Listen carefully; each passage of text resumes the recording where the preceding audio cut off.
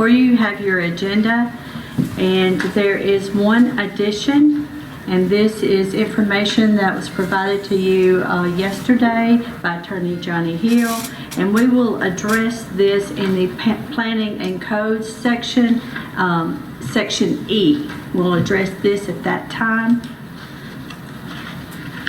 And could we allow planning and IT to go before Parks and Recreation? Okay, and then we'll move Section E, that's Planning and Codes, before Parks and Recreation due to time constraints.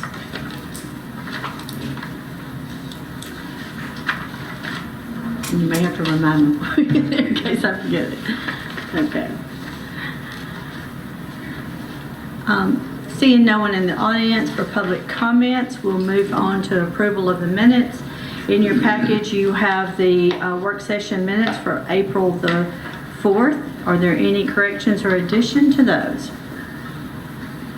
If not, we'll move those on for approval.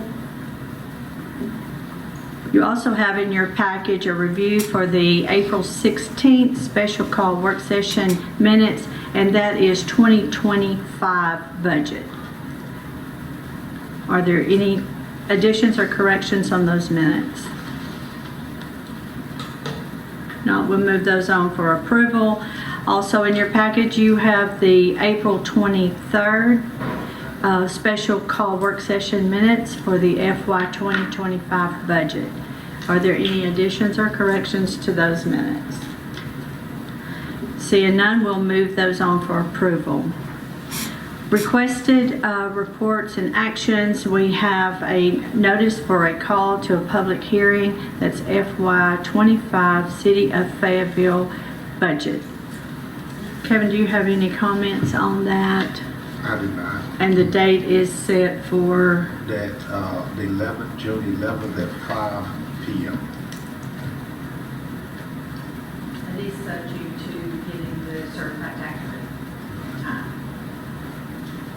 Okay, so this is a call for a public hearing for the FY 2025 City of Fayetteville budget, June the 11th at 5 p.m., and that is subject to receiving the certified tax rate letter, right? Okay, thank you. Also, item B is a call for a public hearing for the FY 2025 Fayetteville City School budget. That will also be on June the 11th, immediately following the public hearing for the City of Fayetteville budget. Any questions on those two hearings? Okay, Pam, those hearings will be posted to the public. Now we'll move on to our department reports. First up this morning, we have Director Jack Williams for Public Works. Hi, Mayor. Good morning. All right. First item is sidewalks. If you guys don't mind, I'll move that to the bottom because this is probably going to be the most extensive. We'll start with item number 2. Is that okay? Mm-hmm. Okay. Number 2 was an air compressor. They bought an air compressor for the garage it's been over a year. It sat there. We had trouble getting quotes. So what that is just the labor to install it. There was some plumbing required and some wiring required. So, and that's what item 2 is about. Okay, any questions on this? If not, we'll move that on to Tuesday night to vote. Okay. All right, number 3, this is a quote to do some striping. There's an issue on Market here and on Elk. There's confusion about that's a two-way, we're a two-way square. So we have some traffic that wants to go, double up. So this quote is to stripe those 2 sections of the square, and that's $4 per foot, which is, there's 2 lines, it's a double yellow line. So basically you're looking at $8 per foot to do those 2 sides. Okay, and this will come out of general fund, state shared revenue. Mm-hmm. Okay. We need to move that on to Tuesday night for approval. All right, item 4. We've had a drain pipe runs under the road. It's on Bellmead. It's just as you come on Bellmead and Twin Oaks, where there's some sewer work done, so our drain pipe is totally just rotted and collapsed away, and the concrete is, we've got some busted concrete across it. So right now we have part of that lane blocked, and so it's down to one lane as you go in and out of Bellmead right there. So this quote is to put a new drain pipe in there. It's going to be a squish type with wing walls, head walls to collect the water better, and then re-concrete it. Any questions on this? And Loretta, will that also come out of, we have that in the budget, or is this general? State Street aid. Mm-hmm. Okay. Yep. All right. General fund, State Street aid. Okay, thank you. Okay. All right, number 5, this is something that we've been working with. I've been talking with Jeff Bryant to help us out with trying to get some of our workers that are coming in, get them CDL license. We're having trouble trying to find CDL drivers, because we're just not able to offer them a good enough rate to get them in there for us. Talking with Mr. Bryant and my Public Works Committee with Vice Mayor Bryant and Alderman Martinez, we've talked about the idea of getting these guys their CDLs. It's an extensive program. It's probably 4 to 6 months it's going to take these guys. They're going to have to do a lot of work on their own, beyond work, a lot of computer work. There's classes. So my idea is to, once they get their CDL permit, that would be on them. We'd bring them into this program. Jeff Bryant would be our trainer and work with us and get them their CDLs. And once they passed it, we would give them, the idea is to give them a $500 bonus, an incentive bonus to once they've got their CDLs. Of course, once they got their CDLs, they would be moved up to driver operator, which would give them a bump in pay as well. So just trying to get an incentive for these guys to work on them and follow the program through. This would only be, we would have a limit on the time, I think, but it would be something that to get them to work toward. Is that in your budget, or we would need to add something? I think we talked about it in the, It's kind of on a open position that he would just not fill, and so that it could come out of that, those funds out of that, that was a filled position. We wouldn't take near that much. You're talking about $500. yes, sir. 5 people? Would probably be 4. Right now, we have 4 that are We're willing only to. talking about $2,000. Right. We would also want to pay anything they occur along the way. The testing fees, I think the permit fee is $14 to get that permit. Then I think when they actually take their test, the driving test, that's maybe $60, somewhere in that neighborhood. And then maybe some travel, as they travel to Columbia, they would have to travel to Columbia to do that. And probably travel to Tullahoma as far as the permit, because we're closed out here. So a little bit of travel expense and the testing cost. So basically, So this would be $500 in addition to all that? yes, sir. We do all the other. Right. I think it's a good idea. Well, actually, we didn't even talk, we said something about the $500. We actually talked about in finance as far as going up a little bit more, because it was really not that much. Right. Yeah. We were trying to get them a little bit more, Vice Mayor, than $500. Right. Well, yeah, I Yeah. think that would be a bad idea. What's going to happen here if we don't get this under control? We're 2 years behind. We've sat here for 2 years and nothing been done. Yes, sir. We had 2 years to be working on this, nothing's been done. And I brought it up, anybody who was in the Public Works, Roger probably remembers, and Dorothy, I brought this up several times before, why this program wouldn't get started. It didn't, but you started it. Right. So I think we should support it. What's going to happen if we don't do something pretty strong? We're going to end up nobody drive a garbage truck. Right. That's gonna happen. Right. Yeah. Right. And then Because when those, we have you know, 3-4 vehicles that require a CDL driver that patrol the city constantly. So I mean, you talk to 4 or 5 people here, I'm all right with $1,000. That's what I said. I would like to give more than 500. I think 500 is not a yes, I incentive, remember. not incentive enough for them to And do it. if they don't make it, they don't get it. Right. That's it. Because you either do it, it's an incentive to keep them in the program, because this program is going to be intensive. It's not going to be a cakewalk. It's very intensive. Just talking with Jeff Bryan, it's going to take some work on their own, and that's why we like to offer the incentive. It's not something that they can just, and we can't let them do it on work time because we need them out on the streets. So there's going to take some homework, and there's a lot of class study. There's a lot to it. And Jeff had said, if you really hustle, you could do it in 4 months. But he said it's probably a 6-month process. Yeah. Of course, this won't guarantee we won't lose them. Right, that's right. Because they're going to come after them just like they're coming after the police. Yeah. They're going to Because come. it puts you at a just different like they level. come after the fire department. Right. When we get people trained, So and somebody can outpay us. But I think I might have made mention to in a committee meeting we had. These guys, and not only for Public Works, we got a strong benefit package. yes, sir. And they need to have all of that in writing on him. Each individual needs to have that in writing in front of them. When they go to apply for another job, they can look over there and say, hey, you can't match what I'm getting right here federal. That's something that we are proud of and have been talking about. We've been talking about that for a long time.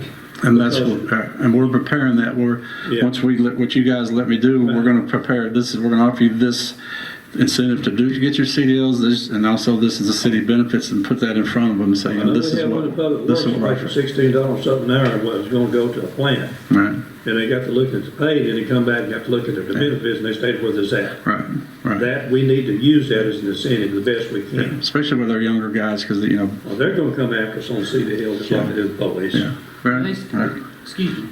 Are they still talking about an agreement with the ones who passed to stay on for like a year or two? Well, I talked with Is that possible? I talked with John Hill. We're going to look at. He said we could look at maybe something that we could have them agree to that would maybe prorate along the way, and so we're going to kind of look at that. He's going to help me with that, I think. And I will say the last time I talked to our MTAS representative about that, I think there are some issues about trying to enforce that. And so there, we're looking. Kevin and I talked about that. We're going to study that issue some more and do what we can within the bounds of the law. But on the $1,000, it would be paid upon completion. Right. Okay. And then all travel or any expense that they have accumulating on this, that would be paid. Yes, and according to what Jeff Bryant, what they've done, even if the test that when they failed the test, they've also. So that's something we need to talk about, because like the permit test, like I said, I think it's $14 to take the written permit test. That gets you kicked off, and I would let that bring them into the program. First, bring them your permit that you pass. It's a written test. It's $14. If you fail it, it's $6. So you can take it as many times as you want. So we would need to decide if you fail these tests and retake them, are we going to cover all that?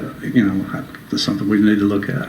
One of the differences is with Public Works and Police and Fire is with Police and Fire, just about everybody has to have specialized training. Mm-hmm. I mean, any of them out there on the street has got to have. Right now, we're only talking about CDL license, a small number. Just a Class B license, what we're looking at, just because of air brakes. To justify giving $1,000 apiece to those guys is well justified because of that specialized part that you have to do. Wouldn't do any good for me to express my opinion on this new CDL law because it wouldn't change a thing, would it? No, it wouldn't. How many times would they have to go drive up there on like once a month or something, or? I think, Roger, they would go take the permit test, which is probably Tullahoma Shelby right now because ours is close for remodeling, so that would be a travel expense. Hopefully they would pass. And then when they actually do their driving test, that would be, I think they can go to Columbia. I talked with Brett Dye. They were able to set their driving course up at, I think, Motlow, but we can't do that. Theirs is more of a utility type course or for what they do. So the closest they could go would be Columbia. And so that's the 2 times they would travel unless they fail and have to go back. I'd like to see them be reimbursed immediately for their gas and travel, and that's at the end. Okay. Some people would do Yeah. actually pay paycheck to paycheck, and that's not fair. Yeah, because that's There would be a point waiting to for come the to be end. here. So, Like a truck or something, if you had one available.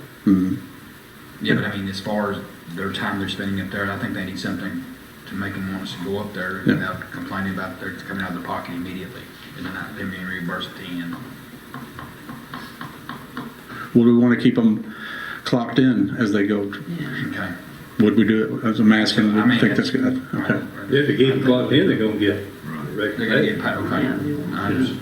okay, Good, it doesn't time and a half. all right, okay. I want I them think to get that's, something.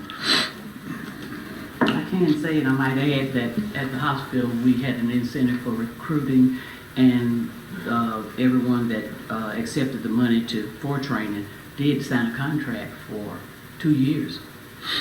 So that's something you might want to look into. I don't know what they did or how they did it, but definitely they were signed on to work for 2 years or pay the money back. And they did that for a while. I think what we found before, Johnny, correct me if I'm wrong, you could have them sign a contract and that kind of, mentally it kind of, okay, I've signed this contract, but the enforcement part is the question, is that right? Yeah, and I'm going to look into this some Yeah. more, so. Well, most of them stayed for the 2. Yeah. So so I guess my question is they if were it's, grateful to have it paid for. I'm sorry. I guess my question then, thinking about it, is if it's $1,000 bonus, is that something that we could actually ask them to pay us back for if they were to leave right away? It's a question. Be a I don't hard know. push. Yeah, I mean, there's things I don't know. If we're calling this a bonus, so, okay. Something else we could look at, what if we offered them half when they start it, and then they get the other half when they finish it? Yeah, Something to get incentive to go Yeah. push forward. that would be really great because those guys, yeah. But if somebody didn't finish it, I don't know if I like that, because if they miss it. Well, there's gonna be people not finishing, it's not gonna be fair for them to not get that money, and they're gonna go all this way just because they failed to go over. But they're on the Test. clock. They're They're on getting the paid clock and they're driving a company car over there, so, Yeah. Well, $1,000 in one lick is a pretty good incentive. yeah. If we give it to them after they pass the test. Yeah, yeah. And if it I don't think it pass gives you it, incentive to work harder too. I mean, if you're like, I'm gonna get 500 if I fail it or not. It's, Yeah, I don't know if I wanna do that or not. I'm not for that. but I think moving it from 500 to 1,000 is reasonable, Yeah. because you're not talking about a lot of money. Right. So I like to see $1,000. And two, they might work harder to finish it in 4. Yeah, when there's $1,000, you've got $1,000 on the, yeah, it might make you get to the finish line a little quicker. Yeah. Okay, Correct. So we would move that with the recommendation of 1,000. okay, good. You got that, Pam? Any questions on that? Okay, thank you. Okay. Item 6, I'm going to defer that one to Mr. Owens. Good morning. In item number 6, we are working on the motor, and we did receive good news yesterday that our request for scope change to include the north side was granted, so we are aware of that. But we do have an opportunity to apply for another round of multimodal grant. We're asking for permission to apply for this grant. The application is not due until a little bit later, but we would have to get our notice of intent in next week. But we're asking the board for permission to apply for another round in addition to what we have already received in the multimodal grant application. Any questions? I think we have to vote on a letter of intent. Right. But we'll move that forward, Pam. We would include that not in, but when we do the final application, the resolution. So we vote Tuesday night, that still gives you time to get it. Right. And Kevin, is it correct that this multimodal grant has to be spent on the state State, correct. highway? So that would be College Street and 231 Ford. Right. 31 Ford, that is. Right. Main. Main. 431 and 64, yes. Okay. Well, it's very exciting that they're going to let us change the scope to include the north side of the square, so that, which will encompass the Right. sidewalk, the big Right. sidewalk project, Right in so, front of the theater. yeah, so hopefully with the bond funds we've set aside, this multimodal grant, we'll have enough to go around there and then extend, we've identified some sidewalks that would also fall in that too, as long as the money holds that, right? Correct. Okay, thank you. Anything else, Kevin, or you want to move back to Jack with your report, department report, if you have anything else? All right, back to item 1, which we'll just include that with my report. As far as the sidewalk update, they are finally getting forming some walls. I know this morning's probably setting them back, but I'm still expecting them to be here. They're saying we're gonna see some concrete tomorrow. Hopefully, just cross your fingers. Have they put gravel in there? There will be some gravel. What they're forming right now is that the foundation for that seat wall, and they'll pour it. But then, once they get that ready to start the sidewalk, that was one of the things that was a change order. That there'll be a gravel base in there, because it's just so soft. Okay. So that's hopefully moving along. All the issues, the water line issues, everything's been resolved, and so we're on go with that one. And so in the meantime, Mr. Owens and I met with Brett Dye, FPU. We're already set up to start addressing all the water meters that we're going to have over here. I think they said there's 14, correct? So FPU is going to go ahead and start doing their cuts. Yeah, on the south side. That's markets next. So that's already lined up. FP is going to do their thing. We'll be ready to go there. We're getting a quote from some plumbers to take care of our part from the meter in, because we're going to have to lower those lines because of the seat wall. So that's going to be lined up and ready to go. So we're way more prepared this time. I mean, we're way ahead of the game. Last time we weren't prepared. Of course, we had a few issues. There was engineering issues that those questions have been answered that will apply to the rest of the projects. We had an issue with a canopy there that held us back. We had lost some grade marks, and so there was some resurveying had to be done. That cost us about a week. So this time we're way better prepared going in. I think it'll go smoother. We're having a meeting with the merchants on the 15th. To let them know what's going to begin to happen. So that's kind of where we're at right there.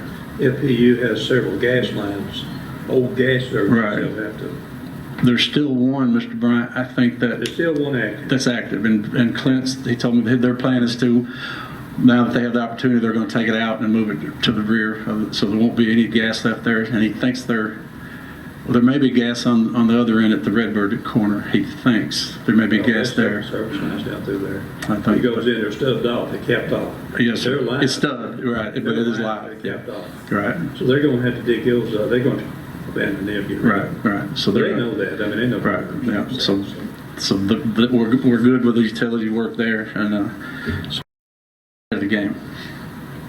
I just have a question. Those change orders, are we incurring charges for those, and does the contingency money cover that if so? Yes. And what we're gonna do, Alderwoman Small, is we're gonna report monthly on all the change orders that we do have. We did include a list in here, but for the month of April, but every month we're gonna have what the change orders will be. We're starting one for May already, but any that do develop, and we're expecting a lot more from the south side than we did from South Main. And the contingency money will cover that? Yes. Okay. Yes, so far. If we get low, we'll let you know. Trust me. Well, we got 143,000 left. That was Scary. what won't hold us up. Well, That's more than likely, some of that's been used up. It's not reported. Yeah. It's old, so I can see that going pretty quickly. Yes. And that helps to know that we can, if we have to bring it and that's going to that would set us back a month at a time. The original plan was not to have any contingency money in this plan at all. Yeah. That was never going to work. No way, that's ever. Yeah. One addition to Jack's report, Hannah and Jack's office set up a Facebook page to update everybody involved daily, so they has been actively, that's going pretty well. She did an excellent job of setting it up. So we try to update by Facebook daily on any changes going on with the project. Well, we need to be in a position as a city to do the very best we can with merchants, because they're going to lose money. Right. And the best we can do to organize, and I know you've learned a lot already, and I've not changed my opinion that we need a little more help on that on this sidewalk project. I mean, Jack's overloaded. Bottom line is, and you are too, you both overloaded. You're doing two jobs right now, trying to, Kevin's doing about 5, 6 jobs. You're overloaded.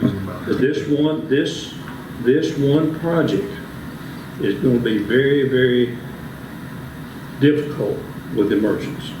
And we certainly need, I feel like we need some more help to get through this project. I mean, I'm not trying to take work away from you. No, sir. I'm just saying, you got Appreciate that. CDL stuff going on, you Yeah. got, you got, Yes. I'm not still gonna- doing the inspections, you're still doing everything, and Yeah. can't speak enough to the character of the employee that can do that. No. But you get to a point where you need some more help. And I think that's where we at. And I think we've done learned a good lesson down here where we at right now. If we had some more help with someone with some expertise in these type of situations, I think it could help a lot. Yeah. I So really it's do. just a lot of coordination. That's up to Kevin. He said, he does the hiring. We don't do the hiring. He does the hiring. That's up to him. If he doesn't agree with that, I brought this up to him a couple of weeks ago in an email and or a text or something. I forgot what it was. And I didn't hear anything else about it. Right. But I've not changed my opinion on that. And we got kind of bogged down here in this one section. We get over here on the other side of the square and these different sides of the square and get bogged down like we did on that, we're gonna be in a difficult position. And this is our toughest side because there's no rear access to any except for the McKinsey law firm he has. But it'll Same be thing on the a north little side. tougher. So, yeah. There's not much access Not on the much. north side either. And a little bit, maybe, I don't even think there's any, Or west, I don't think there's nowhere much left. Not much left. And I tell you, put a little extra funding into someone, if you can find someone that has expertise in construction, and also that can be able to deal with people. They didn't just ain't everybody deal with people, but if you find both, I think it'd be, that's your call, you're city administrator. And we'll keep you posted. Our meeting, our coordination meetings, always on the second Tuesdays, which is the day that the board meets. So we will know a lot more after our meeting on Tuesday. Well, I don't know, if you decide to go that route, if the money's in the budget, the funding is in the budget to fund that particular part-time position, no benefits or nothing, I think it'd be good for the board to know, but I don't think it's something that we would really have to act on. I mean, you're in charge of employees. Now, if it come up like that more funding, that's different, then you need to come to the board with that, but I'd certainly want to be informed. Okay. Is someone from Croy on site? Well, Yeah. Their 4 hours too much for Their us. project manager, and part of our delay was a little bit with some stuff that we were trying to get recorded, so. Yeah, there were several engineering issues that caused us delays, and like I said, those were resolved. I think that will apply to the rest of the project, but there were several engineering We need questions. somebody Just local. We need somebody people knows, familiar with, that knows about construction, knows how to deal with people on a daily basis. They're not going to deal with nobody on a daily basis. yeah, I don't believe you are. I don't think they're. I'm just putting that out there. And I mentioned this to Kevin a couple of weeks ago. That's just my thoughts. Well, this person would work directly under you, Jack, also, and, you've got that. We just don't want to step on your toes, or, no, that's it's my not- idea. I'm It's not nothing, gonna but you complain. just I'm not gonna need- complain. But now, if you don't want no help, just tell me. I'll take whatever we got. I have no problem trying to work it. I won't turn it. I'll do whatever I'm needed to do, and I don't know any, I've a couple of names I've kind of put out there, and I don't know if we can get them. The question, are you overwhelmed now? I mean, I've got a lot of support, through Chrissy's department down there with Jeff Wagster. So my wife says I'm underworked, so Yeah, he's not gonna tell you if it she's got me a was. list of stuff to do at home too. So I guess it's all right. Like I said, I'd say going in. I just say going in this time, we're way more prepared. We're kind of got blindsided with this one. I didn't know. I wasn't familiar with the project. I didn't try to get familiar with it because I just wasn't going to be. But we're way more prepared. I'd say that going in. So. All right, any further questions on the sidewalk project? Anything else from Public Works in your department Just- report? Do you have anything? Just, that's it. We had, you guys know we had some storms last night, so not bad. We dodged a bullet. We got some stuff down here and there in the city, but not bad, so the county got it rough. I did reach out to Tim Gill and offered what we could for what little bit we could do if he needed our help, and I want to appreciate Nathan. He called and offered his guys if we need anything, so I told Mr. Owens if you guys was okay, I'm going to step out if you're done with me and get out here and address a few things. So, but that's it. Thanks, Jack. Okay. Thank you, guys. Okay, now we'll move on to our police department. Chief Bear Pendergrass. Good morning. Good morning. For the upcoming board meeting, I have 5 officers who qualify for to take their oath of office. I'm proud to say that these 5 guys are on the street now, and it's really helped not only the morale, but it's cutting down on a lot of the overtime. So we're proud to have these guys on the street. We have 2 officers. One will start Monday. One's already started. Once this one starts Monday, we will be back at full strength. We have 2 of those will still have to attend the police academy. We're looking to get those in July. Item number 2, we found out, and this is a low laying fruit, but we found out that there was a state grant that we could apply for spay and neuter. It's a $5,000 grant, and it's a simple grant to write it. In the past, grants were open to Humane Society because they were a nonprofit, but this is a grant that we can actually apply as a government entity, and I felt like it's one that I probably could write in an hour or so. So I wanted to ask permission to be able to apply for this grant, and it would be for an amount of $5,000. Okay, we'll make that on Pam. Okay. Chief. Item 3, one of our K-9s has reached the end of his service. We're requesting permission to declare him surplus. His handler would like to purchase him. What we usually do is sell the dogs for $1 to the handler, and that relieves us of the obligation to feed them and for further veterinary care. Now, the other team has a field trial in early June. So we'll probably keep this team active until he gets back from those field trials. So we'll probably pull the trigger on this transaction in June. Any questions? Okay. I have 6 event permits. The Kids Fishing Rodeo on June 8th. The Ralph Atkins Tiger Tracks on May 10th. The Firecracker Chase June 29th, and the fireworks show on June 29th. The Fayetteville United Methodist Church Vacation Bible School on June 7th, and the Middle Tennessee Vendor Blender event on May 18th. The only 2 events that will require any significant police overtime will be the Firecracker Chase and the Firecracker Show, and y'all know those are all hands on deck. And I request approval for those events.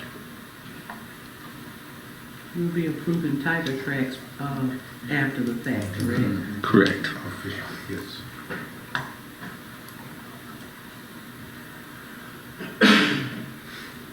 And that's my report.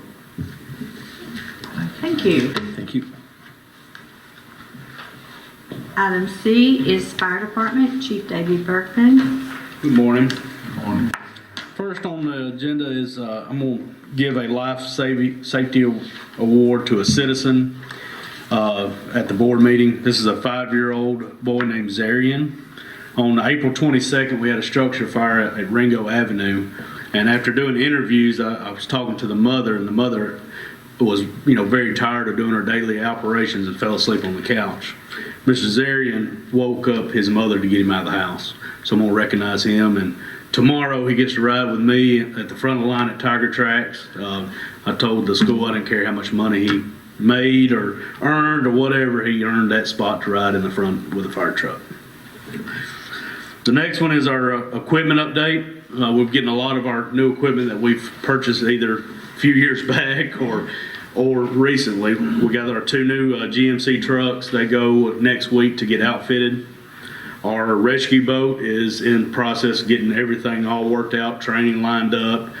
It's here though, so we're lucky for that. I think we ordered it December of 22, so it took a little while to get in. Next thing is our hydrant inspection and flush. We're going to start that next week as well, and it'll run all the way to May 24th. And that is my report. Thank you. Any questions from you? Before, I believe on the, you had to depend on getting the boat from somewhere else.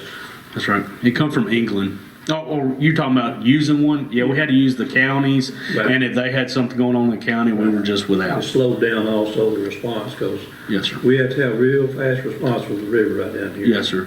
And this boat that we bought can be deployed by 4 people. You don't have to back it into the water. It's not heavy. 2 people can lift it, but safe, it Carry it takes in. 4 people. Yes, sir. Yes, sir. Good. It's a good update. That's a good thing to have on a river town. Yes, sir. And a flood prone area. Yeah. Okay, Thank you, Chief. So at this point, we'll move forward the planning and codes. Director Christy Gentry. We're gonna go back to that. We'll go back. Yeah. Okay. Oh, yeah. Chris's office is closed down there. For planning and codes, Attorney Hill, do you want to talk about the UGB item? I think we had some preliminary discussion about this a few months back.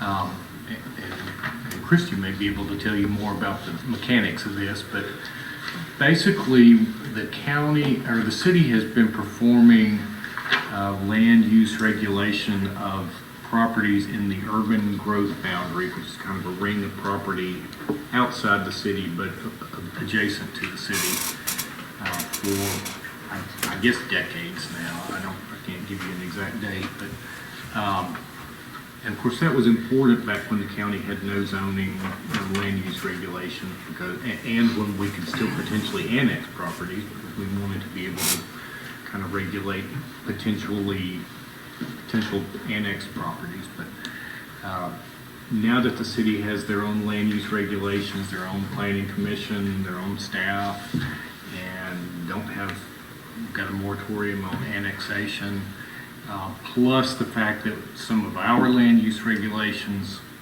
are conflicting with the county's land use regulations, so we're having situations where something would pass our requirements, but then maybe be a potential problem getting a building permit from the county once they're past us. So Christie believes that the time has come for us to kind of pass back to the county the full regulation of the use of land in the urban growth boundary. So to effect that, we would basically be relinquishing our status as a regional planning commission and just go back to a municipal planning commission.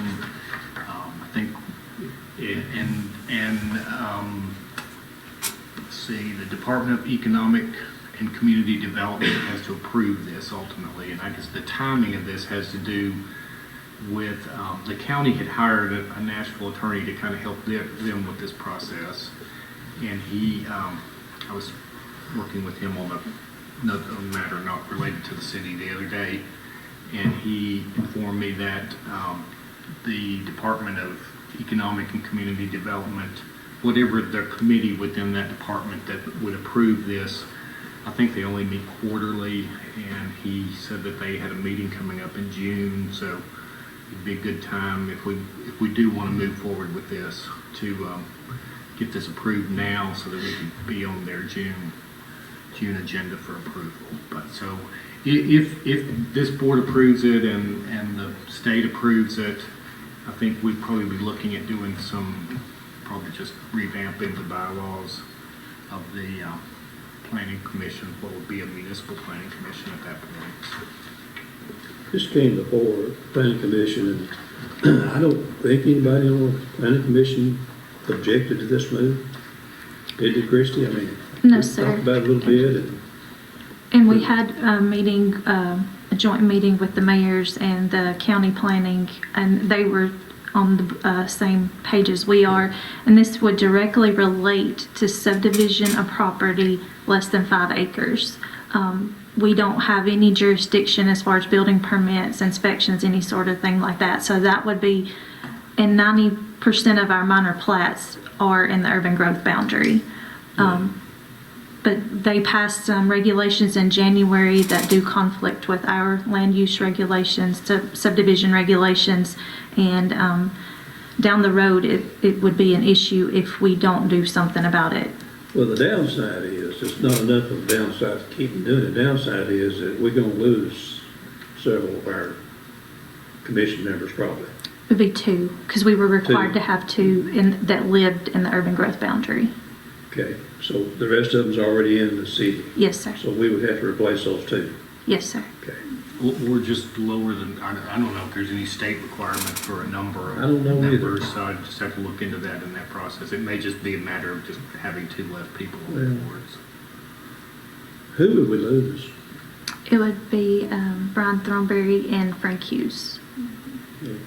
So the chairman will still be, Yes. he's in, okay, well, that's And I talked, and also, well, most of the officers in would stay. and I talked to Except Mr. maybe- Yeah, all the officers would stay. Yeah, the chairman, the vice chairman, the secretary would all stay, so that wouldn't be a real bad league. I mean, that, Yes, and if this passed in July, I was kind of talking to the mayor and Mr. Hill yesterday. Our annual meeting for the planning commission is in September where we elect officers. So we could kind of maybe have a goal to have this in place by that September I'm meeting. assuming that even though Randall lives in the county, he would get to stay because he just simply represents, He's just the utility representative. represented. Yes, sir. So it shouldn't affect him at all. No, sir, because Okay. he's a non-voting member. We're just required to have the utility Okay. chairman on the So it's not a commission. lot of downsides, a little bit, not much. But as far as dropping the number, I don't know about that. So you would have, Dr. Harry Craig, Jim, the chairman, Danny. The alderman and mayor. Two of So that, that's enough for a quorum. enough for a quorum, but some of those members misses. Misses, yeah. I think you need to, I We think. could you add need- one. I believe you need to add 2 If back. you drop the number of the quorum requirements with Sure. something less. Yeah, that might help, but So we could It would just change change it to where all members have to be city residents. well, 2 more members, I mean, you know, with, I believe we need all the expertise on there that we get. Because the bottom line is right now, a lot of the expertise is not on there no more. Rowena's gone. He says it all. You took it off. Dorothy's gone, that says it all. I mean, 12 you know, years. that, so we need all It's a lot that, of years. we need all the expertise on there we can give. And that's up to whatever the board wants to do. I do believe it's a good move, just go ahead and let the county have it. They got their own rules and regulations, and we've carried this for the county for a lot of years on their own, and I guess it's time to let them have it back. So we've helped them out a whole lot. Yes, sir. Maybe they'll help us out some. But they've been good to work with through this process. What are you looking at, John? I can agree with everything. Okay. Okay. Planning update, the Arby's and T-Mobile projects, they're moving along. T-Mobile is going up, and we've done several inspections there, and the Arby's facelift on the old Popeyes building looks really good. Our team met earlier in the week with Mr. Hill, trying to utilize some demolition funds that we still have in this year's budget. We think that hopefully we're going to be able to get 2 more demos completed before the end of the fiscal year. So we're doing that. I talked to Tia with South Central yesterday, and they're supposed to make the 2024 home grant announcement tentatively tomorrow. So we should know if we're receiving additional funds for another home grant. We did just write the last check for the administrative paperwork on our old home grant, so that is completely closed out. All the paperwork is done on that. And then got to work with Nathan and Jack. We've got a lot of the ADA items ordered for the pool restrooms, so all those projects are moving forward. We're waiting on those items to come into play. That's all I have for planning. Moving on to IT, the first item is the plan for outsourcing and managing our upper network structure. This item came through IT and Planning Committee and the Finance Committee. It is a proposal by Jerry Taylor. Currently, we have one firewall. Everything is routed through the municipal building. So if there's an issue or if we're down for a period of time, all departments are down. So his new plan would be, we would be upgrading our equipment. We would be installing a firewall and a level 2 switch at each department location. The company that would be overseeing this would monitor our network, do content filtering. That company has been in business for over 40 years. It's the name of it is C-Spire, and they have all the accreditations, top-notch cybersecurity. So it would be it would help secure our network. It would help upgrade us. We would be entering a 3-year term with them.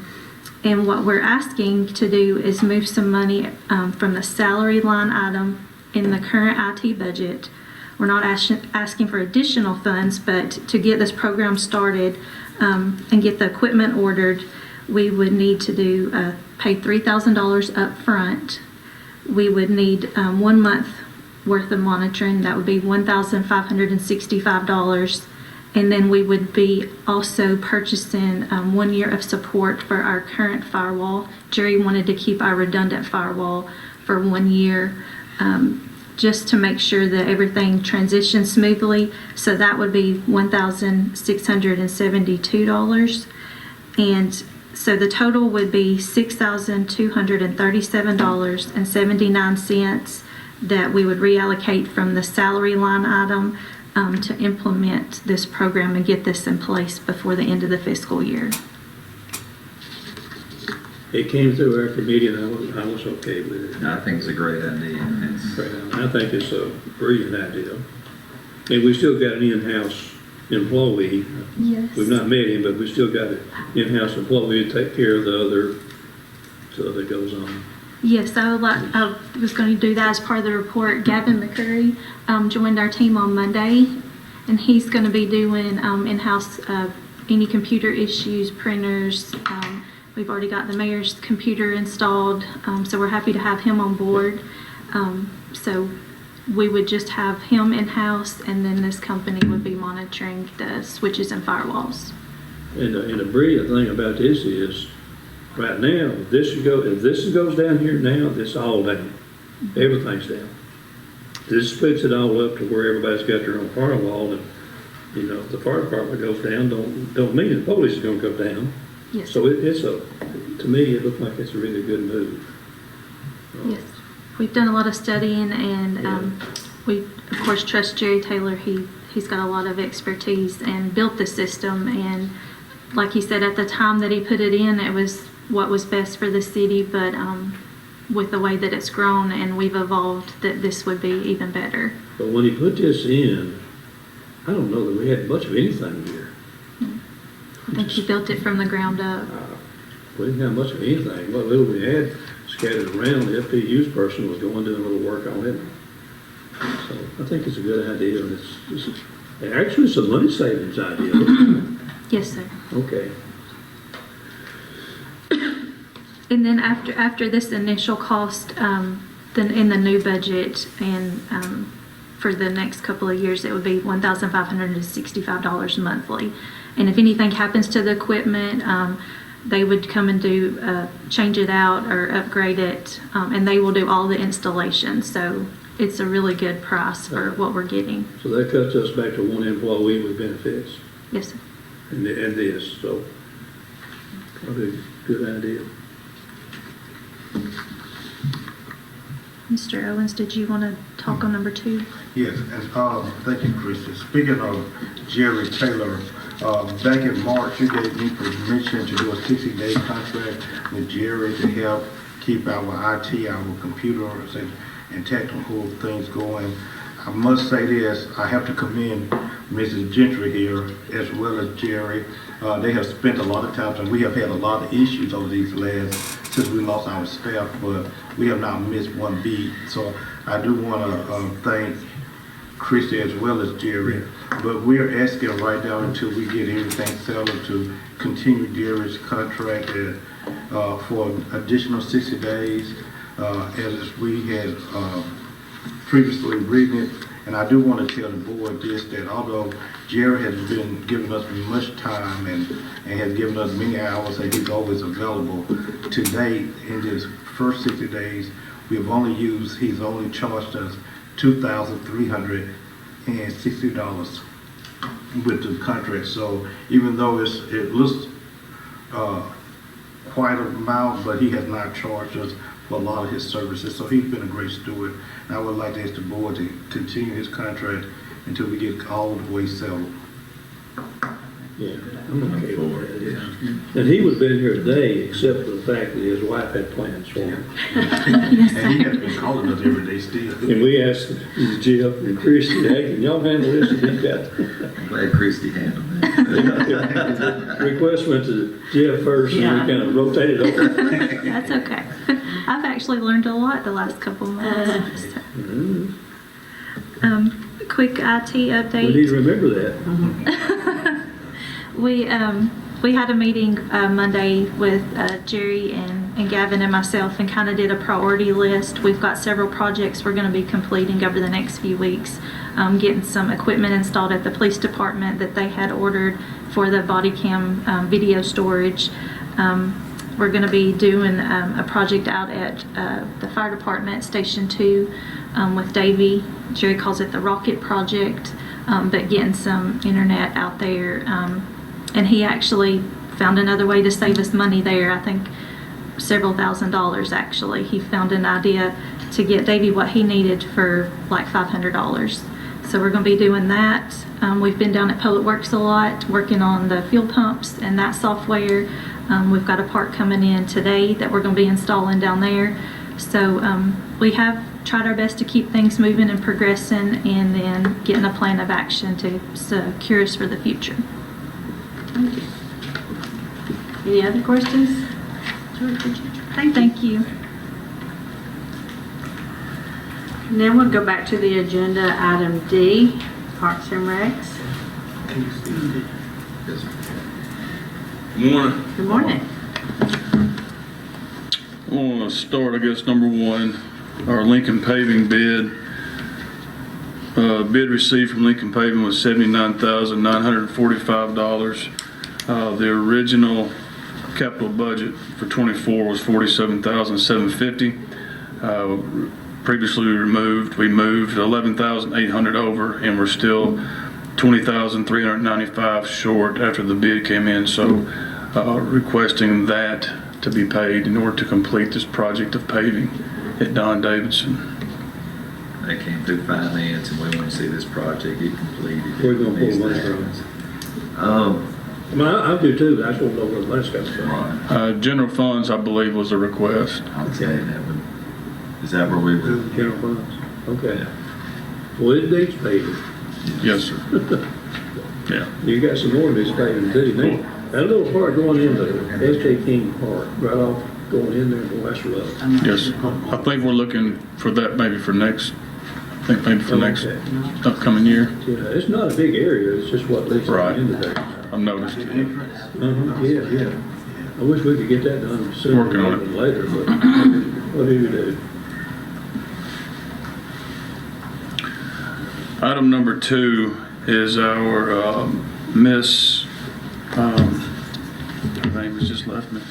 Miss Regina Locker. She visited the rec center the other day with an opportunity for our young people, especially our lifeguards, a grant that they are doing now that would allow South Central to, it's a special project grant that would allow them to pay our lifeguards up to $4,000 as part of a work incentive grant for them, which means that they would pay. We could do it one of two ways she described, and I'm trying to make sure I'll do this correctly. She spoke to the committee. Their grant would pay for the first $4,000 that the lifeguards would make, and it's from 14 years old to 24 years old. And so once that $4,000 has been paid by them, then we would take over and finish out the rest of their salaries for the summer. So this is directly going toward our lifeguards for this grant. That's the first option. The second option is for us to go ahead as scheduled, pay them our rate, and once we meet our goal, then they will reimburse us at the very end up to $4,000. After speaking with the committee and Ms. Regina, we made the better option for us, we believe, is for the grant to start at the very beginning and take care of the first $4,000, which means they would still be our employee, still be under our jurisdiction. Just they would be paying their first $4,000 in salary and wages. Would that go into effect this season? Yes, sir. It's I think you have in front of you, it's a QR code from the Tennessee Youth Employment Program page. The lifeguards themselves would scan this and it would get them registered into this program. And once they're registered, do a little paperwork, then they'll be enrolled in the program. So this would pay, it wouldn't pay for training, it'd pay for actual pay. Their wages, right. Wages. We still got to get the training done. The training they've already been certified. Yeah, but where we're losing lifeguards is we send them for training to some other town, that town hires them.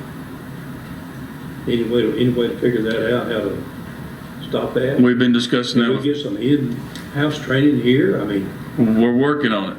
We're working on it. There's nothing available. These other towns taking our good employees. There's nothing available at this moment for us to do in-house training. The Patrick doesn't offer it anymore. You couldn't get somebody to come in and do it? Some outside? We could. It would be basically the same price as we're paying to send them just to Tullahoma. They've been very gracious in working with us. We have 11 dedicated lifeguards for sure. Well, I appreciate them working with us. I just don't like them staying over there. I agree. I want them to come back. Hopefully this fall we'll be able to send one that will be able to get that certification. We lose a lot of employees across the board because people want them. If you remember his second in command, we had talked about sending him to get certified to be able to do it. 75. So that you can pursue that. And you did get someone certified on the Playground equipment. Yes, sir. Yeah. I think everybody that we can get, everything we get done in-house to keep our employees here, it puts us ahead of the game. Agreed. And hopefully there's something to that idea that maybe 2025 there could be another police training facility somewhere in southern middle Tennessee. We've been pushing that. And they're telling us, right, that they're looking at that, right? Correct, yeah. Of course, we know it ain't gonna be in Lincoln County. More than likely Shelbyville, but I mean, if we're to get it, it help us a whole lot. Having been sending people to Cleveland and all that kind of stuff is difficult. It is. So maybe if we keep pushing that through our representatives, maybe there really is something to that, and it would help a lot. We might be able to get one close enough they could drive back and forth, which would help a lot. That was my idea all along. It was. Apparently it's somebody's idea higher up the chain, been looking at it for a while. Somebody's listening. Maybe the governor or somebody. Governor's big on law enforcement. Any more questions on the, okay. Moving on to number 3, the Kids Park presentation. You should have this in front of you. This is, we're very fortunate, as the Vice Mayor stated, we have Brad, who is on staff with us, has been certified to inspect parks, playground safety. And when he got back, there he goes. When he came back, he did an immediate assessment of what we have. I think we presented this a couple of months ago. But if you'll look, he had level 1 priority. The gap you'll see here is a big no-no. The problem with this is a hood being caught here in this area as the students are sliding down. From his description, this is one of the leading causes of injury. We did remedy this. This has been taken care of. And let me lead with everything that you're going to see. We have made it appropriate, and it's safe for kids, of course, so that we wouldn't have it open. But this has been taken a couple of months ago. No, let's see. Top of the tunnel is not designed to be a playing area. It does meet requirements of the playing surface. You see the bolts seen here in the picture, projection which could cause some serious injury. Again, these are things that have been remedied and taken care of. I think this entire PowerPoint may show you just how far things have gone in the past 30 years or 28 years. Platform brackets here. Again, a lot of this that you see does not exist to be replaced. We have taken measures to make things safe, of course, like I said before, but a lot of these are, if they do exist, they have become extremely expensive to replace. This here, you'll see the bridge, the gaps. Many people may not notice this. Thankfully, Brad was the inspector and saw this, and again, this is again has been remedied, has been fixed. The gap's got to be smaller than 0.62 inches, as you can see here. So just minor things that the common eye may not see, but we need to make sure that we are, and we are still investigating. The slide that was cracked, we end up taking this down. We priced the slide, again, very, very expensive. Brad and BJ came up with a great idea. We've taken a barrier, we removed that slide, removed the foundation from under it, moved a barrier that was just a decorative piece from below, moved it up top to make it a tunnel. So it actually was a great idea and worked out very well. And these are just the hinges, the hooks those are a simple replacement. But you can see the wear and tear that's been going on for Kids Park for such a long time. Again, what you see here has been replaced or not been replaced, but been repaired. You see here that there used to be a time where you could order specific parts. If this area went down, you could order this 4-foot area. That no longer exists. Everything has to be ordered in full now. So the days of ordering parts and pieces for slides have come and gone, and again, they have skyrocketed in price. This right here, the coating, it's just wear and tear. These things are made to last, and of course, anything will deteriorate over time. And the guys come up with a clever way to make this work, and with some materials they've been able to use from the hardware store. Again, it passes inspection, but again, the wear and tear here is just going to continue to spread throughout the years. Let's see, rust and coating, just the same old stuff. This age. And the hardware should be replaced with manufacturer's approved supplies. I have been in contact with the Miracle folks from Kentucky who installed this back in '98.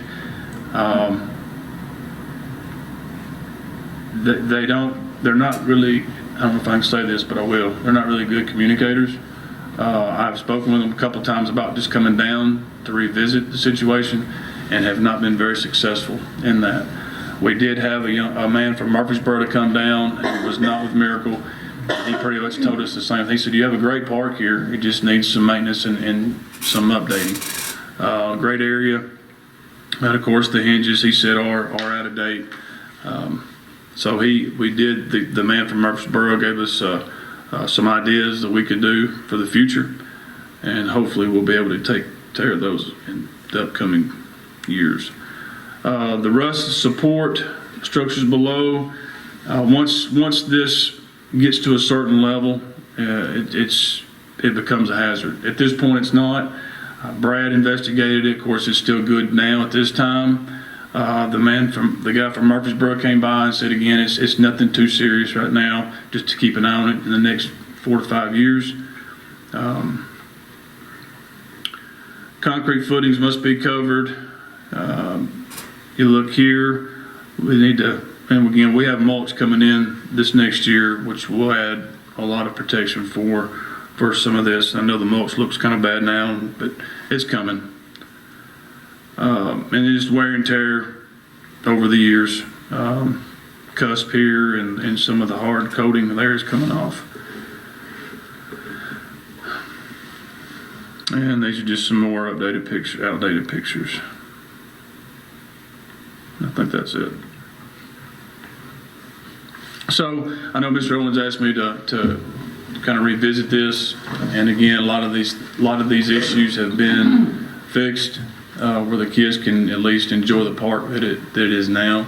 Long term, we would love to see some upgrades, some things that we can actually add to it or replace the old and replace with new. So that long term, that's hopefully our goal. Any questions on that? How many, over the years, how many pieces of equipment has been removed from that park and not replaced? Or do you know? Off the top of my head, I do not know. No, sir. But it's been quite a bit of time. Correct.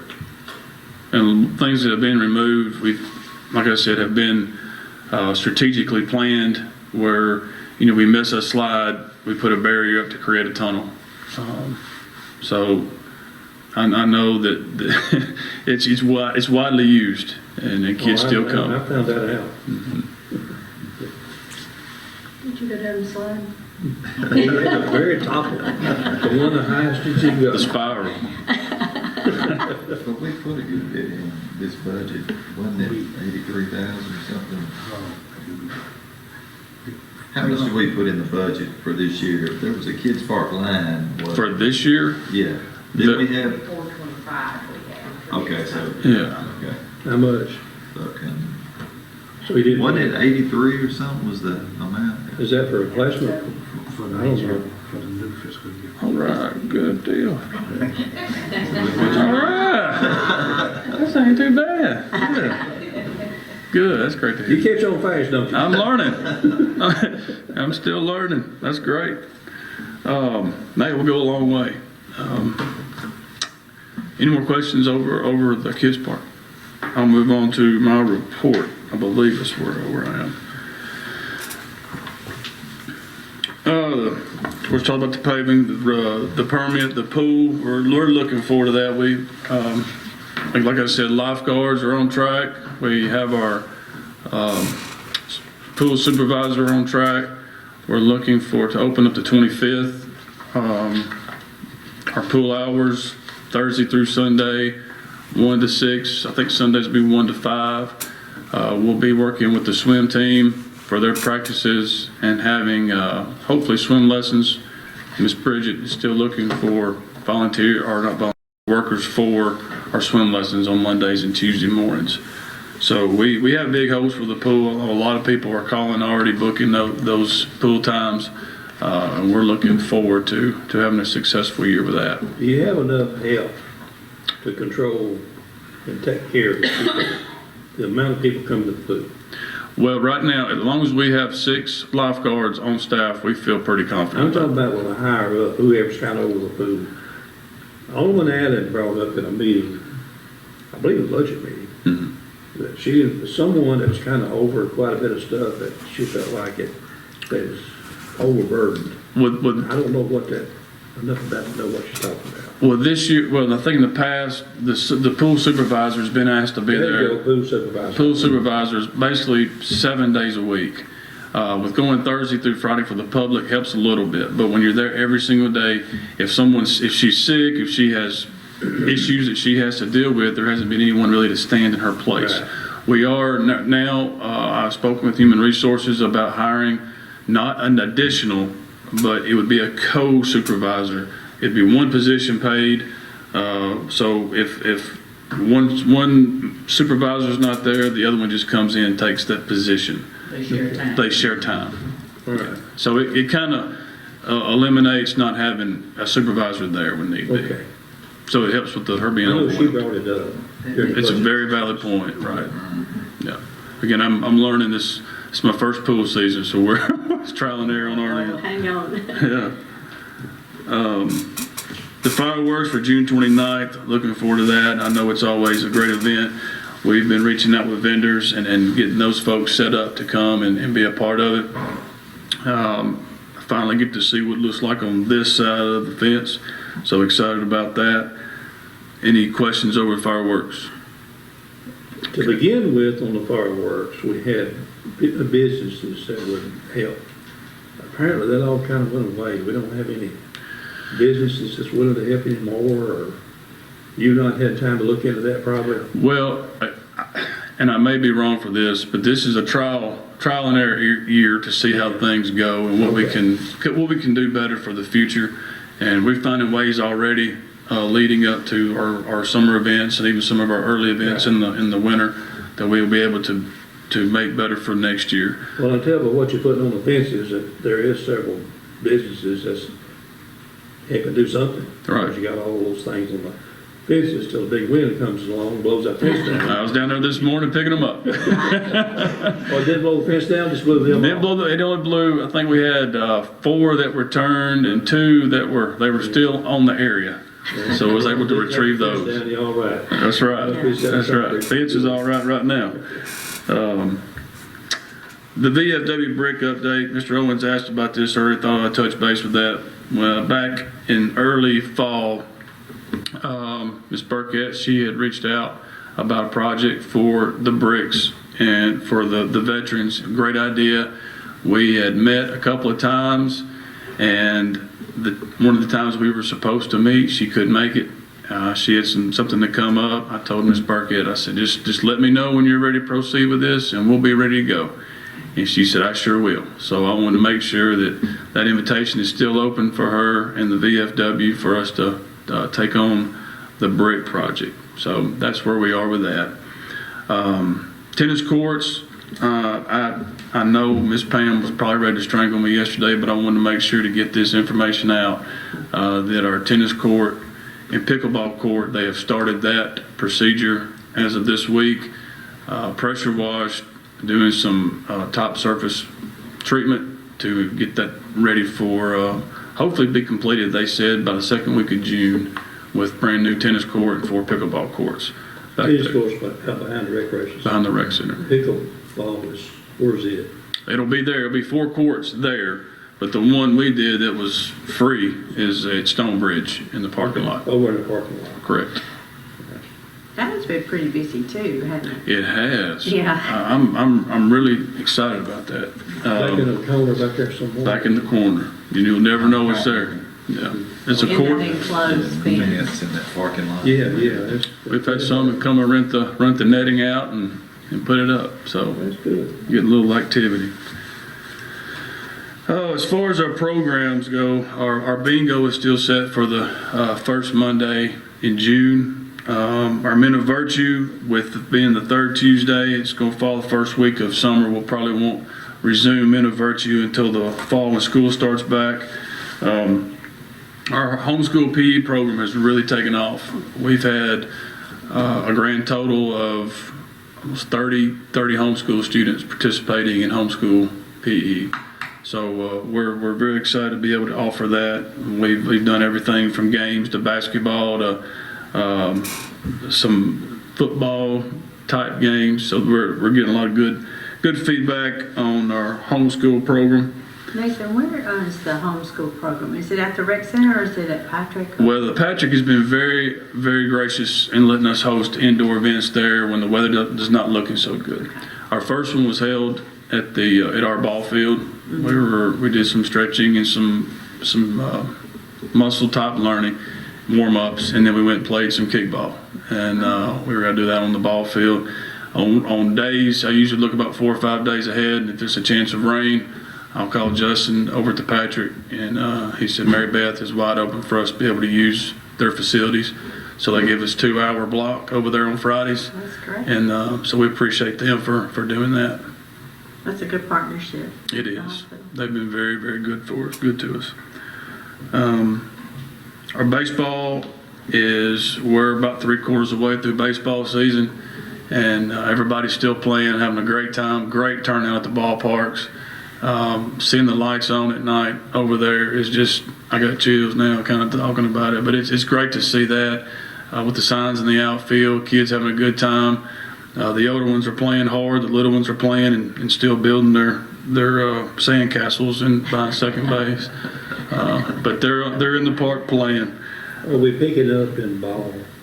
Is it picking up some? Well, I don't know where it's been in the past. It ain't been too good since we closed down for. It is.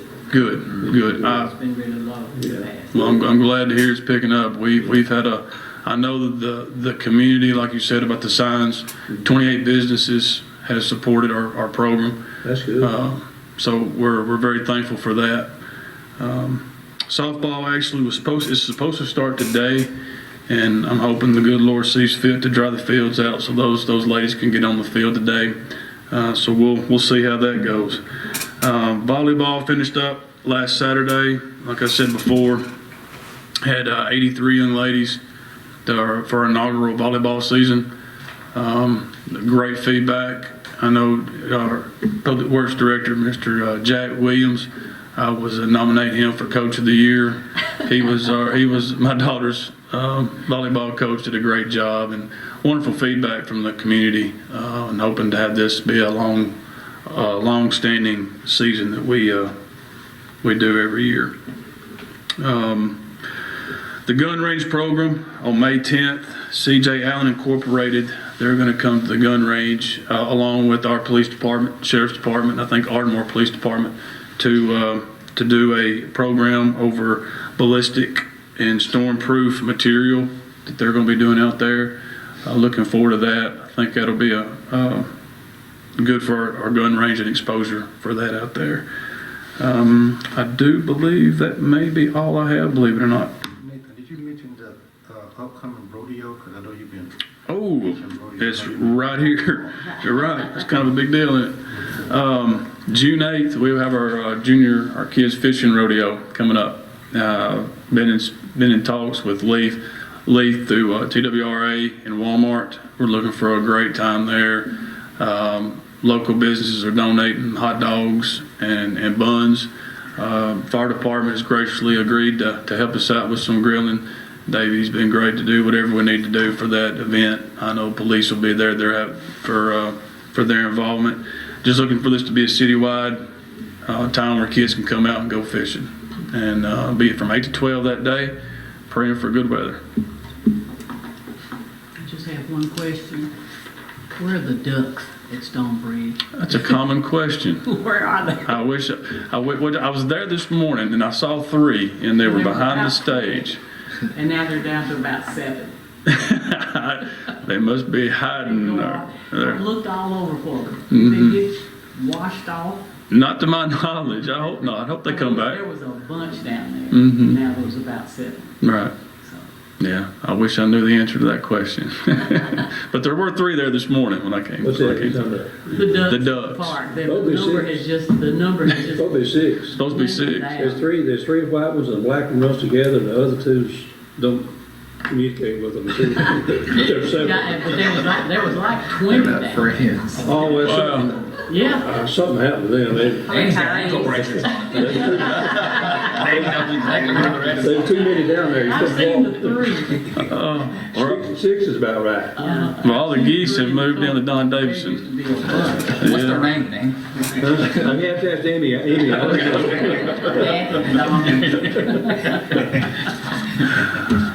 Yeah, that's all I have. If I find out, I'll let you know. Good luck if you do find it. Thank you. Well, something happened to about 14 of them.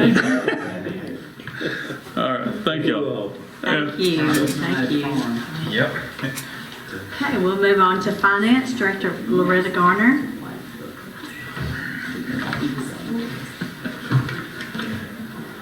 Morning. First item we've got, well, actually, first 3 items are all budget amendments that are coming from the school system. You've got amendment number 4, 5, and the cafeteria budget amendment number 2. I think you have those in your packet on what the details to that. Okay, we'll move those on then. Okay, the next is our ordinance for our budget, the budget amendment for the city. These are items that you approved in prior meeting. I think you have those in your packet with the details. Anybody have any questions on any of those? We'll move those on.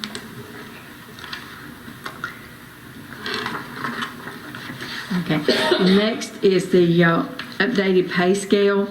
The only thing that has changed with this in the current pay scale, this will not include the cost of living for 24-25. This is the current. And the only thing that changed is we did add the animal control, and there's two items. There's an animal control officer and then there's another one for their assistants. So when does that go into effect, Kevin? Already has. It's already gone in. They're full-time employees. They're full-time Soon as the county employees. approved it, we got them in, so actually they should have made their first paycheck today. So, I see a head shaking. I'm not sure. You saw the smile back there. okay, I'm glad we've gone. Yeah, and to their they've been really well to work with. So that's been a very blessing, I think, for the city. Kevin, I want to tell you how much I appreciate you dealing with this animal control. Well, thank you all for your Last support. 2 years maybe, or more. I think it's been longer than that. Since you got here. Well, it's been difficult. Just about. I know it's been difficult, and you just kind of insulated us from it in a way, kind of, so I appreciate it. Well, thank you for your support. We still growing. Still growing. I know, A lot of expertise. It sounds like we're getting there, right? So this is the, will be our current in the new fiscal year with 5% increase, is that correct? No, this is the Now. now, Now. from Will you now provide through us- July 30th. Okay. Then you will get one for the next budget Okay. cycle. The next will be a 4% increase. Right, that is All the correct. numbers floated in. Okay. That's correct. Then the next item is a police truck. Actually, the vendor dropped the ball on this one. This was budgeted in last year's budget. However, the salesman did not, or the vendor did not follow through and get it done in time. So on our audit for this year, and I did double check with the auditors to verify this, that it was listed as a committed item, therefore it was not on the financial statements as a payable, so therefore we need to rebudget it in the current fiscal year for that truck. You already approved it, like I said, in last year's budget. But So the funding's in place. But- yeah, it was just a matter of moving it from 23 to 24. Okay. Well, if you buy a truck for $37,000, that's not a bad. Well, not a bad deal. That was Yeah, big. it was, he sent the purchase order, and Okay. I think there was some back and forth, and I think the vendors will probably end up eating some cost on that truck, simply because That's their fault. It's your problem. That's their problem. I think that's what, that's not pretty much what you said.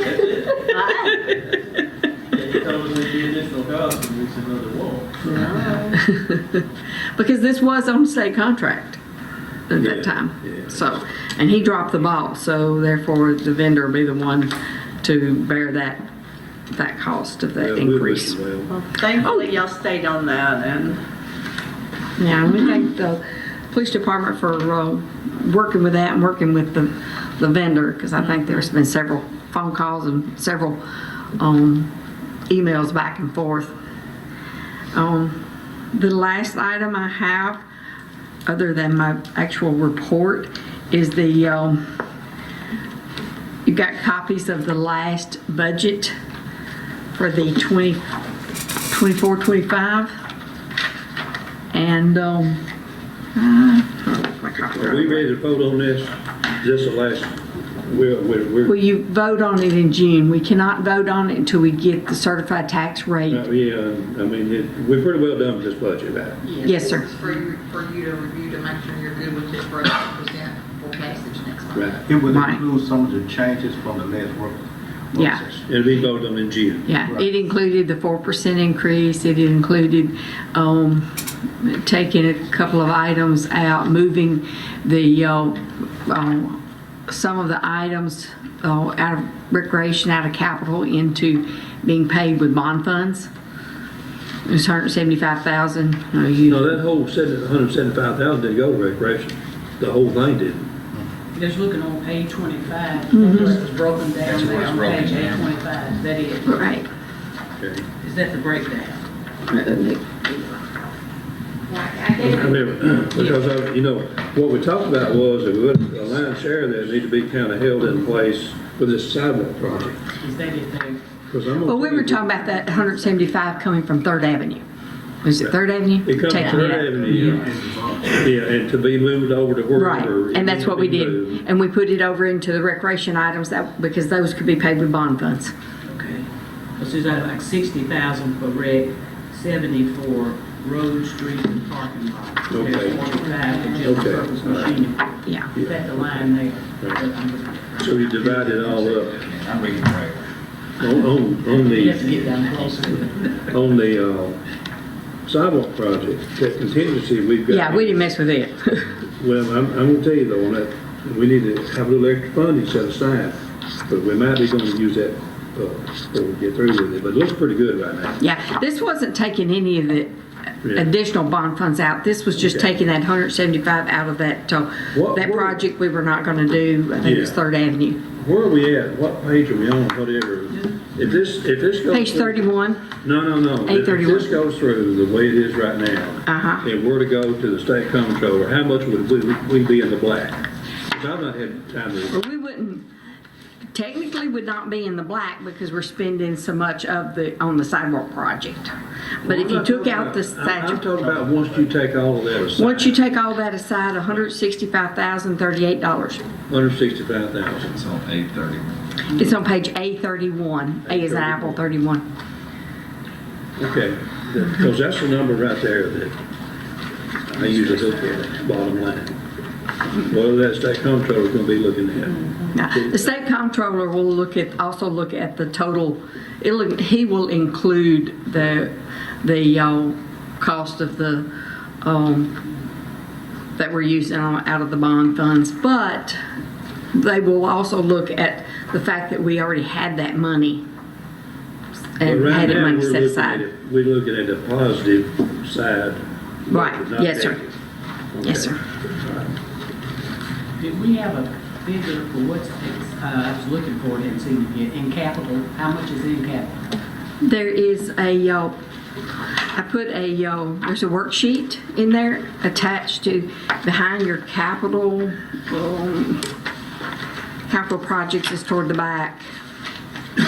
It is behind page F2. The next page is the detail of all your capital. And the state has changed a lot of the way we have to present it to them. So we will actually have to present to them all the capital items and how they're to be funded, whether it be funded with revenue and local funds or to be funded with bond funds. If that $165,038 holds or something close to that holds, we will probably be going with a stronger budget than we've been doing in the past. Yes, And that's sir. even after giving 4% raise. That's Yes, what sir. we're looking at right now. Yes, sir. Okay. Yes, sir. I think that's a lot due to what you did last year. A lot of what Okay, all right. you're seeing the results of what you did last year. Well, everybody's worked on this budget, then, you know, I really appreciate it, because this is, I know it's difficult. I know it's very difficult. And the whole team has worked on it together. Yeah, it's not In just the end, it's one. put a good budget together. And it's not just the work of one person. Every department, Yeah. they were very good to work with and sit there, come up with the budgets. We had hearings with each department, going over their specific needs Yeah. in every department. And, And it looks like they're gonna be getting, on the capital side, getting a whole lot more than what they're gonna get before. yes, sir. Probably another $500,000-$600,000 for us. Yes, sir. A lot of that is going to be due to being able to take that out of that bond fund. I mean, that 175 goes a long way. Mr. Ray, what page is that capital page? It is behind F2. F2 is your actual capital budget, and then there's a supplementary schedule I included behind it that has all of the detail and what department it is. So, when we vote on this in June, we will have a final version. Yes, sir. Could change a little bit, but we're close. Could be. It could change. The only thing that we've got right now that is it really won't affect what we've got, because this is a reappraisal year, so you're revenue neutral. It's just a matter of what's going to be the certified tax rate. That has to be available. Doesn't have to be published in the paper, but has to be available 10 days prior to the hearing. So we've got to get that certified tax Yeah, rate. we got to vote on that. It's got to be voted on. And that certified tax rate has to be, well, we have to have it by the end of May in order to be able to vote on it in June, Now, the state, June the 11th. state of Tennessee is going to send that number to us, what they feel like it should be. Right, And that should balance out overall. exactly. The revenue that we're going to have coming in not going to be any more or any less overall. Now, each individual might be a little different. Right, that is correct. They can't go on an individual basis. But there seems to be a 90 floating around, or purposely floating around, and they're going to make a bunch more money on this because of reappraisal. It's against state law, we can't do it. The only way we can make a bunch more money is to have public hearings and set that rate different from what the state says. Yeah, you have, in order, we've done that. I have participated in times where we've actually exceeded the certified tax rate, and there's a lot of extra steps that you have to go through, public hearings. Has to be publicized in the paper, so many days. It's a whole lot more lengthy process than We can't if you just do leave that. our tax rate at Right. $1.80. The state's going to say, no, you can't do No, that. you can't do gotta that. drop that tax rate to $1.40 or whatever it's going to be. Right. I think the And then- county, it looks like for the county was going to be dropping it to like $1.44, I think was what. Well, that's a big drop, I don't know. But anyway, I think it's a big mystery. I wish that could be explained better to people if they would listen. I mean, because it's against state law to use a reappraisal for. Yeah. If you do, you have to make sure that the public understands that you are having a tax increase. Yeah, you got to have the public hearings and the whole deal. You have to have, and it's a long, lengthy process. It might have been kind of presented to us in a way that, well, you just kind of, if you want to, you can do different. No, you can't do that. It's not. You can't do it. Yeah. I mean, it can be done, but it's not simple. It's not an easy process. Like I said, I've been involved in where we've done it, and it was quite a lengthy process. 11 years ago, it was $1.65, and when we did and it went to $1.50 when we did a reappraisal. Yeah. 15 cents. The state sent $1.50 towards so many, and we stayed with that $1.50. We just did what the state That said. was the last time they did it. Yeah, and that's what we're anticipating doing this year. Yeah. Is that We dropped whatever that 15 rate- cents last time I looked, for a drop quite a bit more this time, simply because the appraisals are so high. Yeah. Mostly what we're seeing what I've seen across the state is about 30%. Oh, our farm almost doubled. Yeah, in some places it's more than The that. house is about 30% here in town, but Yeah. but our farm almost doubled. Average was about 30 to 35%. The land really went up. Yeah. So if you don't drop that tax rate, then it would be a Well, the state's gonna significant drop increase. it. Right. We're not So going to we can't officially pass that budget until we get that. Yeah. And we have to have 10 days, actually, we have to have it 10 days before you pass it, because it has to be available 10 days. So I hope it'll be that might 100%. affect our date. Pretty good reduction in the tax rate. Yeah. Hopefully, we will get that in the next few days. Well, they'll get it to us before. Yeah.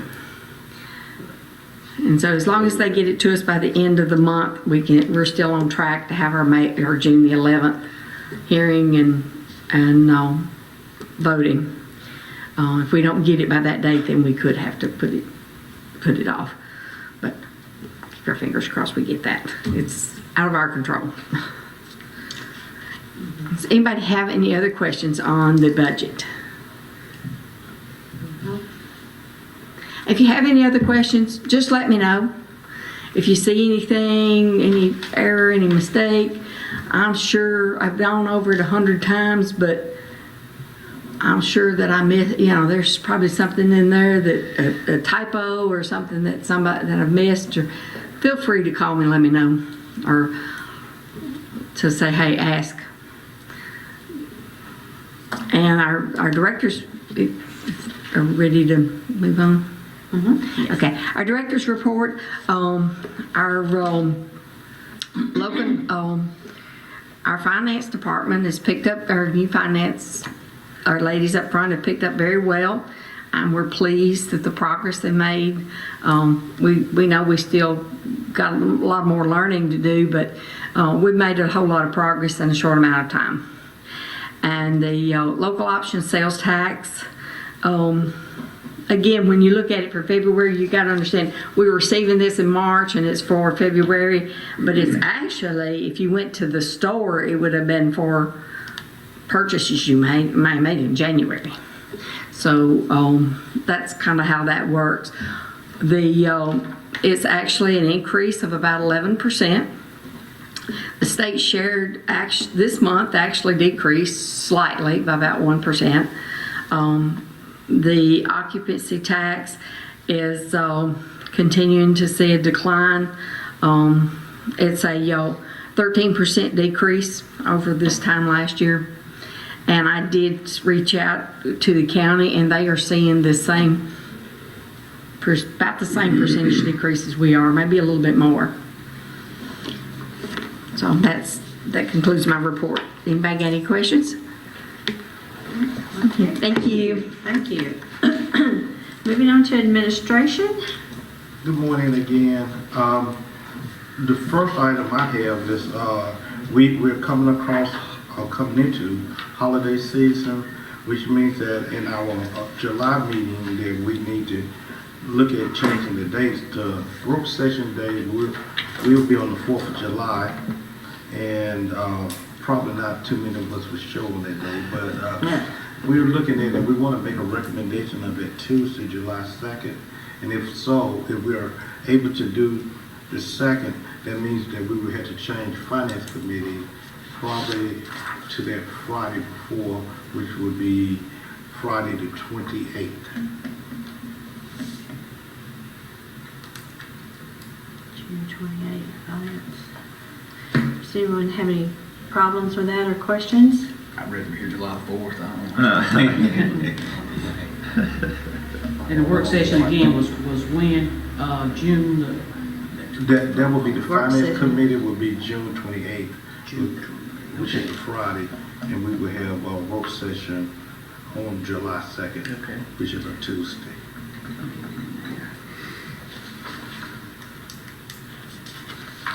As well as reporting for other things, just over the last couple of weeks, myself and the mayor participated in the FPU audit for the TDAC funding. So we did that, and it went well, and we also had the assistance of Pam as far as completing that. You will hear more about that in my May report, but we did have a couple of weeks that we had to work with FEU. Christy had to leave, but she wanted me to make sure that I did let the board know that we are working daily with the MTS to get us in the chain to start the municipal code. That's something she wanted me to remind, but we're working with Ms. Kelly at MTS, and we're going to hopefully to have a date before we end up this fiscal year to begin the whole process. We talked about, Vice Mayor O'Brien talked about animal control. I do want to report that we did get our initial ruling from the state on our veterinarian license, which is a big deal. So we'll be able to do quite a few things on our own. In the past, we operated under the Humane Society's license, but they had a visit back 2 months ago when the state came and they asked us to do a few things. We were able to get items in that it requested, and we did get notice about 2 weeks ago that we're at the final stage, and they were just waiting to go to the state board for approval. So we were very glad about that. And my final report is, you all know we are in transition again. This one is a painful transition, but we're in transition again. I have two important people who are trying to leave me. I'm trying to hold the door closed, but they're trying to leave. But we will update the board on anything in that particular process. And unless there's any questions, that's my report. Thank you, Kevin. Okay, so now we'll move on to other. I will be presenting a proclamation on Tuesday night for foster care awareness. This is also known as Tennessee Kids Belong. And right now, I just got updated information yesterday. As of right now, we have 27 youth in custody in the foster care program in Lincoln County. We have 25 foster homes. We have 59 active churches that participate and help these families with their, it could be clothing, it could be food, it could be counseling, it could be help. The churches really are involved in this program. And we also have 8 local businesses that help these families either by discounted prices, donations, and things like that. So we would like to declare May as Tennessee Kids Belong Month. Also, I'll bring forward on Tuesday night a recommendation for appointment on the FPU board. This is Daniel Eldridge. You included in your package, you have a shortened bio of his accomplishments and his experience, and I feel that he would be a great asset to the FPU board. This will replace Glenn Oldham, who passed away. The term expires June 30th, 2025. I did reach out to the family. Glenn served FPU very well, and he will certainly be missed. And also, yesterday, I received a letter from Count Blunt. I wanted to read this to you just for information. It has nothing to do money-wise per se, as they have their own funding. But what their intent, they like to raise money to help fund Count Blunt when they can. And this, the Board of Directors recently approved commissioning artist and historian David Wright to paint a portrait of the Revolutionary War patriot Joseph Greer. You know, they are installing the Greer cabin, and so this will be a portrait of Joseph Greer. David is a world-known historical artist, and most of us know him best for his portrait of the Count Blunt, which is entitled Crossroads to Destiny. It's the picture there on the wall. And that brought a lot of money as they sold those portraits. So David has graciously agreed to do the portrait of the Greer for a commission of $30,000. This is half of what he normally charges. The purpose of having this portrait done is to sell prints to raise funds for the future maintenance and repair of the Joseph Greer cabin, which will help alleviate the city of Fayetteville of some future expenses. We will be making a $10,000 draw from Camp Blunt on the grant funding to pay David the first 3 installments over the next 24 months. If there are any questions or concerns, Cullen asks that you contact him, and he thanks you and the board for leadership and the continued support of the Camp Blunt Historic Site. So if y'all have any questions, you're welcome to contact him, but this will be an ongoing project for them.